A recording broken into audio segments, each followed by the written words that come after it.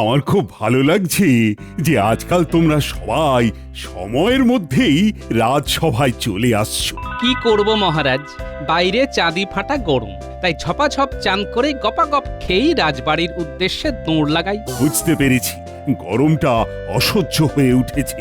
এখনো তো বৈশাখ মাসই পড়লো না। আর তো কয়েকটা দিন মাত্র। মহারাজ, এবার একটা নতুন কিছু করুন না। পয়লা বৈশাখ দিনটা খুব শুভ। তিথি নক্ষত্র তো ভালো স্থানে আছে, কিছু একটা নতুন ভাবনা চিন্তা করুন। দেখো, সেদিন সকালে তো রাজবাড়িতে পুজো পাঠ হবে, কিন্তু তারপরে আমাকে তোমরা আর পাবে না। আমি আর তোমাদের রানীমা একটু উত্তরে পাহাড়ে ঘুরতে যাব। শোনো, সবাই মিলে কোথাও একটা ঘুরে এসো, আর সেখানে বনভোজন করে সন্ধ্যের মধ্যে বাড়ি ফিরে এসো। কিন্তু এই গরমে কোথায় যাব মহারাজ? হ্যাঁ, আপনার মতো যদি উত্তরে ঘুরতে যেতে পারতাম তাহলে না হয় একটু আরাম হতো। ঠিক আছে, তোমরা সবাই ভাবনা চিন্তা করো, আগামীকাল না হয় এই নিয়ে আলোচনা করা যাবে। বেশ বেশ, ঠিক আছে মহারাজ।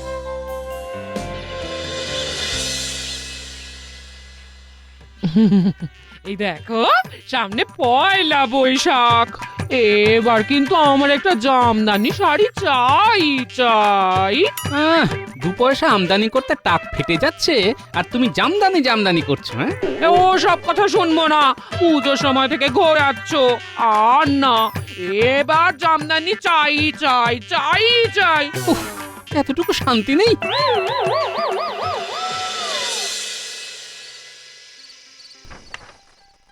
এই শোনো না, কি হয়েছে বলো। বলছি কি, অনেকদিন তো কোথাও ঘুরতে যাইনি, আমাকে কোথাও একটা ঘুরতে নিয়ে চলো না। উফ, শুরু হয়ে গেল। উঠতে গেলে শাড়ি আর বসতে গেলে ঘুড়ি। সারাদিন বায়না আর যখন তখন গয়না, আর সয় না।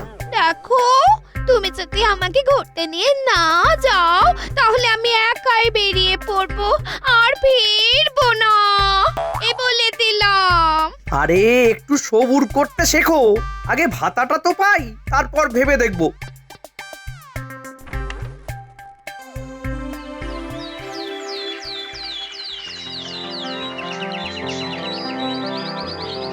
তাহলে বলো, তোমরা সবাই কে কি পরিকল্পনা করলে?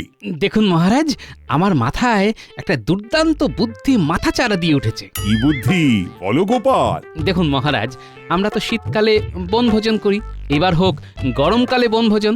বাহ বাবা বাবা, গোপালের আমি শুধু নিন্দা বন্ধ করি, কিন্তু গোপালের এবারের প্রস্তাবটা বেশ, আমার মনে ধরেছে। হ্যাঁ মহারাজ, অনেকদিন ভালো মন্দ খাওয়া দাওয়া হয়নি, গিন্নি বায়না বায়না করে কদিন ধরে ভালো মতো কিছু রান্না করছে না মহারাজ। বেশ, তাহলে তোমাদের আজকেই আমি নববর্ষের ভাতা দেওয়ার ব্যবস্থা করছি।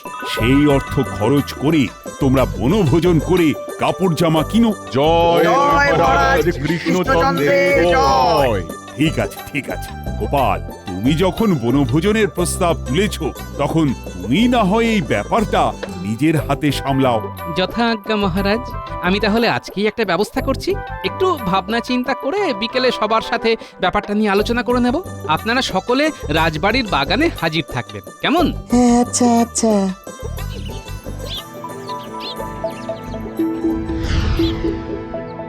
উফ, মন্ত্রীমশাই, কতদিন পরে আপনার বাড়িতে পাত পেড়ে খাচ্ছি। এই গরমের মধ্যে আমের চাটনিটা কিন্তু জমে গেছে। আজকাল তো আর ডাকেন না আমাদের, বড্ড কিপটে হয়ে গেছেন। আগে হাত ভরে রোজগার ছিল, পাত ভরে খাওয়াতাম আর হাত খুলে খরচ করতাম, কিন্তু এখন গোপাল এত ধরিবাজ হয়ে গেছে যে কি আর বলবো। দেখুন, ছোট মুখে একটা বড় কথা বলি, আপনি না হয় টাকা পয়সা চুরি করেন, গোপাল মহারাজের মন চুরি করে। আর বারবার দাও মেরে বেরিয়ে যায়। তাই এবার আপনাকে চোরের উপরে বাটপাড়ি করতে হবে। মানে গোপাল নাম কেনার চেষ্টা করবে, কিন্তু আপনি সেটা বদনাম করে দেবেন। আর সেটা করবেন। সাব্বাস, এই তো চাই।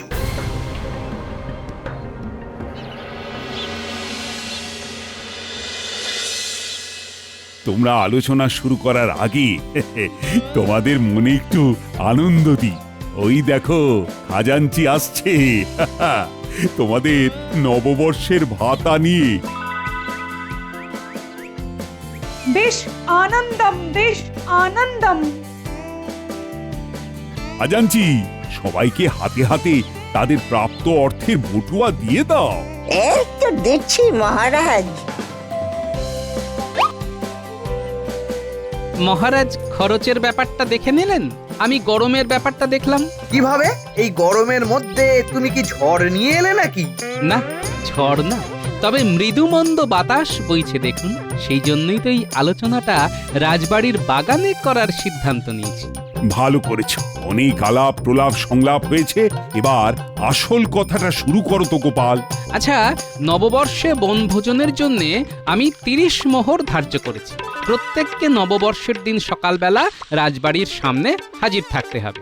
হ্যাঁ হ্যাঁ, সে তো আমরা থাকবই। রাজবাড়ির পুজো দেখে তারপরে রওনা দেব। তারপর বেলায় আমরা দক্ষিণ দিঘির পাড়ে যে সুবিশাল আমবাগান আছে সেখানে বনভোজন করব। আমরা যাব কিভাবে? গরুর গাড়ি করে। শুধু আমরা সভাসদেরা নয়, অনেক গ্রামবাসীও যাবে। আগের দিন সব মালপত্র, রান্না জিনিসপত্র জায়গায় পৌঁছে যাবে। বাহ, কি কি খাওয়া হবে?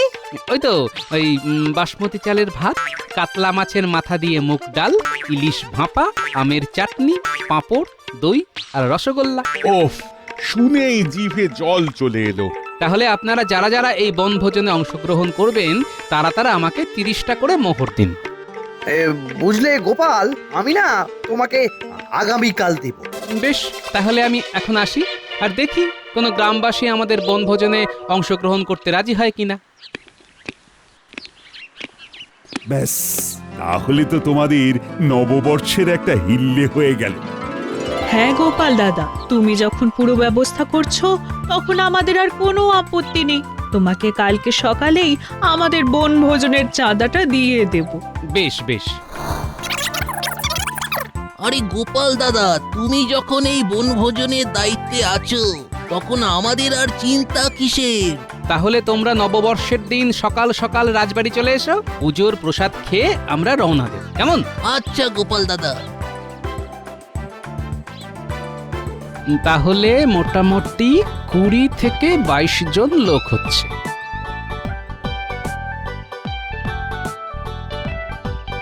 বলা, নববর্ষের দিন সকালবেলায় কয়েকশো রসগোল্লা আর দই লাগবে, বুঝলি? আমরা বেশ কিছু গ্রামবাসী আর মহারাজ বাদে সব সভাসদেরা মিলে বনভোজন করতে যাব। ও, এবারে সিদ্ধিদাতা আমার দিকে মুখ তুলে চেয়েছেন। কিরকম? এই যে একটু আগে মহারাজ এসেছিলেন, সকালবেলা এই রাজবাড়ির পুজোর জন্য মিষ্টির বায়না করে গেলেন। তারপরে আমি এলাম, তার মানে শুধু সিদ্ধিদাতা নয়, ধন সম্পদের দেবীও তোমাকে আশীর্বাদ দিচ্ছেন, সেটা বলো। হ্যাঁ হ্যাঁ, ঠিকই বলেছ। কিছু অগ্রিম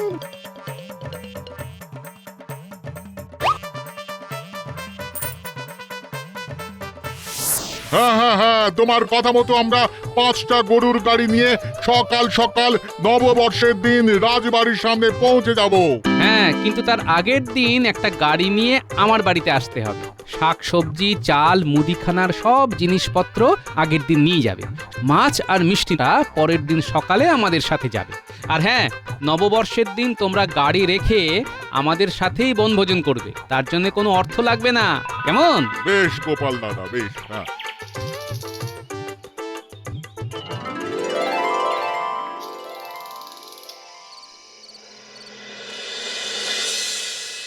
বুঝলি তো বটা ঘটা, গোপাল সবাইকেই রাজি করিয়ে নিয়েছে। 30 মোহরে বনভোজন। আপনি কায়দা করে গোপালকে পাজি বানিয়ে দিন। যারা রাজি হয়েছে তারা আপনার কাছে চলে আসবে। কি কায়দা করব বলতো? দেখুন, গোপাল সবাইকে বলেছে যে 30 মোহরে, মানে লোকজনকে 30 মোহরের বিনিময়ে বনভোজন করাবে। আপনি বলুন যে আপনি 20 মোহরের বিনিময়ে করাবেন। কিন্তু এতে তো লোকসান হয়ে যাবে আমার। এত কম খরচে অত ভালো মন্দ খাওয়াবো কি করে? বাটপাড়ি করে। মানে শুনুন তাহলে। বাহ, বাবা বাবা বাবা, বেশ জব্বর ভাবনা ভেবেছিস তো। তাহলে কালকে থেকেই কাজ শুরু করে দিন। নিশ্চয়ই নিশ্চয়ই।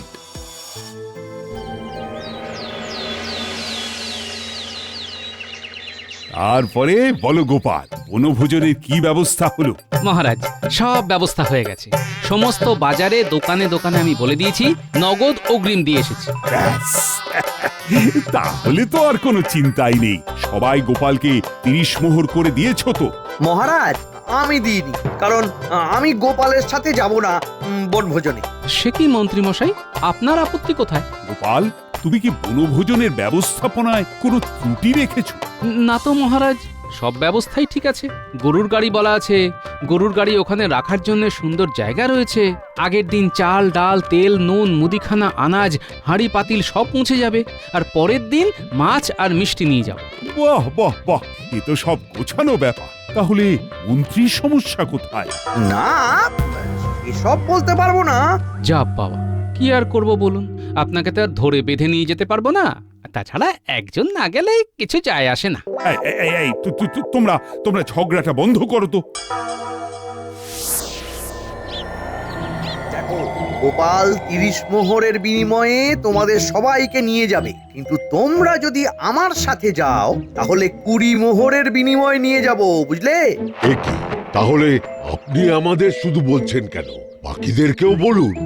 না, বিজ্ঞানী আর সভাকবি গোপালের নেওটা, তাই ওদের বলছি না। তোমরা এক কাজ করো, বুঝলে?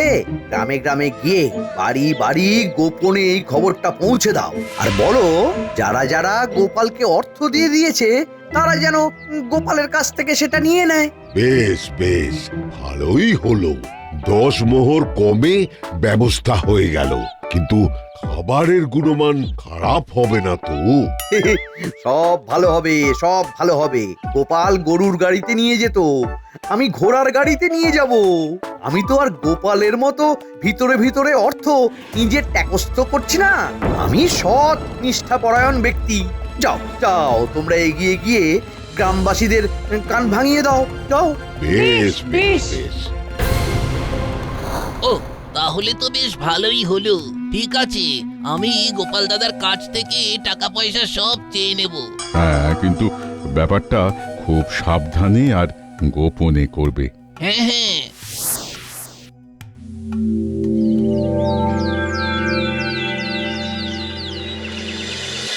না না গোপাল দাদা, আমাদের টাকা ফেরত দিতেই হবে। হ্যাঁ হ্যাঁ, আমরা অন্য জায়গায় অনেক সস্তায় বনভোজন করব। হ্যাঁ হ্যাঁ গোপাল, তুমি আমাদের 30 মোহর করে ফেরত দিয়ে দাও, আমরা বাকিটা বুঝে নেব। এ কি করে সম্ভব? আমি তো সব দোকানে অগ্রিম দিয়ে এসেছি। যদি না ফেরত দাও? ঠিক আছে ঠিক আছে, আপনারা দাঁড়ান, আমি দিচ্ছি।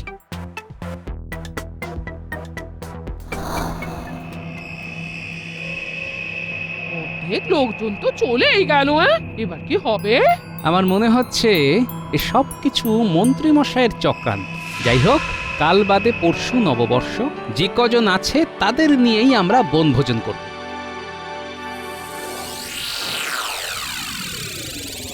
শোন, কালকে তো গোপালের দলের সব জিনিসপত্র এখান থেকেই বনভোজনের জায়গায় স্থানান্তর হবে। হ্যাঁ হ্যাঁ হ্যাঁ হ্যাঁ, কালকে আমরা তককে তককে থাকবো, কাজ হয়ে যাবে। ব্যাস, তাহলেই হলো। রমেন, তাহলে সব জিনিসপত্র নিয়ে তুমি চলে যাও, আবার ফিরে আসবে। কালকে তো আমরা সবাই মিলে যাব। আগে হ্যাঁ।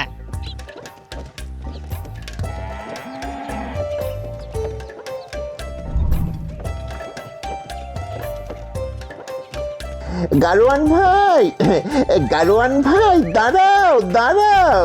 কি হলো বাটা? আর বললো না, একটা লোক খুব অসুস্থ, ওকে একটু ধরে পাশের দাতব্য চিকিৎসালয়ে নিয়ে যেতে হবে।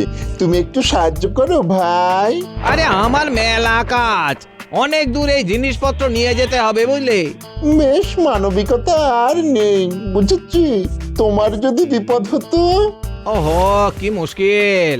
আচ্ছা ঠিক আছে চলো। নেমে এসো, আর আমার সাথে এদিকে এসো। গরুর গাড়ি ওই রাস্তায় ঢুকবে না।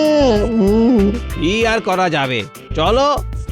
এবার হবে অদল বদল পালা।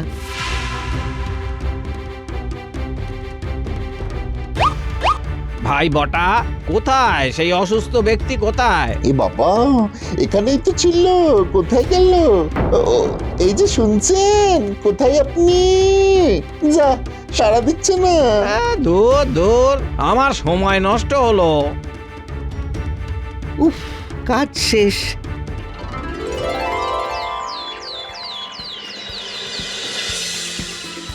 সবাইকে শুভ নববর্ষের শুভেচ্ছা জানাই। শুভ নববর্ষ মহারাজ। ভালোভাবে সবাই বনভোজন করো, আর আমিও পাহাড়ে ঠান্ডায় ঘুরে আসি। সবাই একসাথে বনভোজন হবে না মহারাজ, দল ভাগ হয়ে গেছে। 20 মোহরে কেউ এক মহান ব্যক্তি অনেককে আলাদা করে নিয়ে যাচ্ছেন। সেই মহান ব্যক্তি আমি। সবার জন্য ঘোড়ার গাড়ির ব্যবস্থা করেছি, আর একই জায়গায় বনভোজন করব। আমি গোপালকে দেখিয়ে দেব যে আমি কত বড় দায়িত্ববান। তোমরা যা ভালো বোঝো করো না, আমি তোমাদের এই সাপে নেউলে ঝগড়ায় নেই। তাহলে আর দেরি কেন? আমার দলের লোকেরা একে একে ঘোড়ার গাড়িতে উঠে পড়ুন। গোপাল, আমাদেরকে যদি ওই 20 মোহরে বনভোজনের লোভ দেখাতো, আমি কিন্তু যেতাম না। আর আমরা দাদুর সেনাবাহিনী, দাদু যেখানে আমরা সেখানে। পাকা পাকা কথা না বলে চল।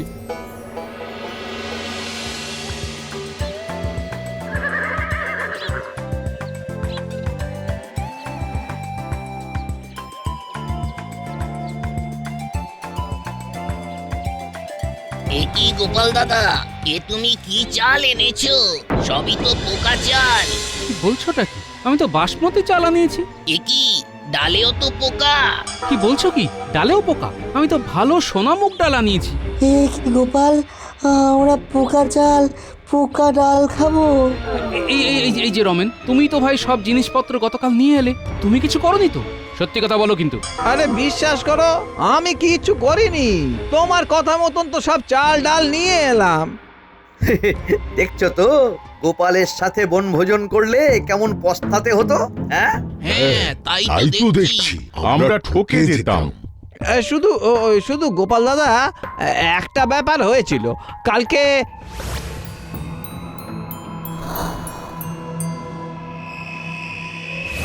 আচ্ছা, এই ব্যাপার। তার মানে বটটা তো মন্ত্রীর সাথে এসেছে, মানে 2 এ 4। না, আমাকে এবার বাঁকা আঙুলে ঘি তুলতে হবে। আমি খুবই দুঃখিত। আমি এক্ষুনি কাছাকাছি কোনো ভালো দোকান থেকে চাল ডাল আনার ব্যবস্থা করছি। ভাই রাধুনি, তুমি বরং মাছটা আগে বানিয়ে নাও। আচ্ছা। ন্যাপলা গুলটে, তোরা কানে কানে একটা কথা শোন। বলো গোপাল দাদু। মজা জমে উঠেছে। যাই, আমি গিয়ে ব্যাপারটা দেখে আসি। পুটির মা, বিজ্ঞানী, তোমরা নববর্ষ কেমন উদযাপন করছো? আর কি বলবো বলুন, সব চালে ডালে পোকা। পোকা না, তোমরা হয়ে গেছো বোকা। গোপাল 30 মোহরও নিল, আর ভাবলো তোমাদের এরকম পোকা চাল ডাল খাইয়ে বাড়ি পাঠিয়ে দেবে। এই যে কাকুরা, তোমরা এখানে বসে আছো, আর মন্ত্রী মশাই তোমাদের কখন থেকে খুঁজছেন। দেখি, এই চল ভাই, চল চল চল, এক্ষুনি যাচ্ছি। ব্যাস, ওরা চলে গেছে, এবার ঘোড়াও চলে যাবে। শুধু পড়ে থাকবে গাড়ি। মন্ত্রী মশাই আমাকে ডেকেছেন? কই না তো। সে কি, তবে যে গোপালের নাতি নাতনিগুলো আমাকে ডেকে বলল আপনি আমাকে ডাকছেন। ও সব মজা করছে। যাই হোক, ভালোই করেছো। তোমরা তো কিছু খাওনি, একটু কিছু খেয়ে নাও, কেমন? খেয়ে তারপরে যাবে। হ্যাঁ, বেশ বেশ। গোপাল, এর কত দেরি হয়ে গেল বলো তো। আরে বিজ্ঞানী, তুমি বুঝতে পারছো না, এসব ওই মন্ত্রী মশাইয়ের চক্রান্ত। আমার সন্দেহ যদি ঠিক হয়, তাহলে এক্ষুনি পরিষ্কার হয়ে যাবে। মন্ত্রী মশাই, সর্বনাশ হয়ে গেছে। কেন, কি হয়েছে? আরে আমাদের ঘোড়ার গাড়িগুলো আছে, কিন্তু একটা ঘোড়াও নেই। কি? আরে তাহলে আমরা বাড়ি ফিরবো কি করে?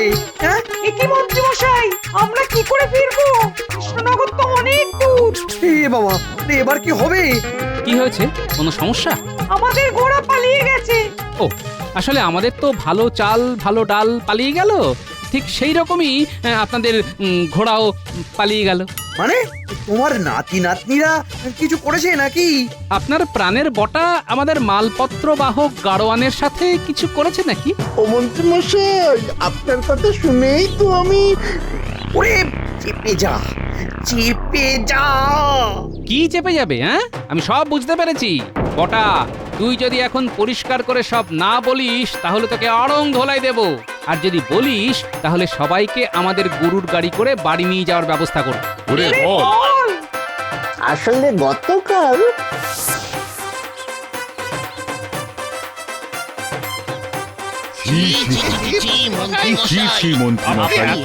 নীচ মানসিকতা। আমরা 10 মোহর কমের জন্য আপনার দলে এলাম, আর আপনি এটা করলেন।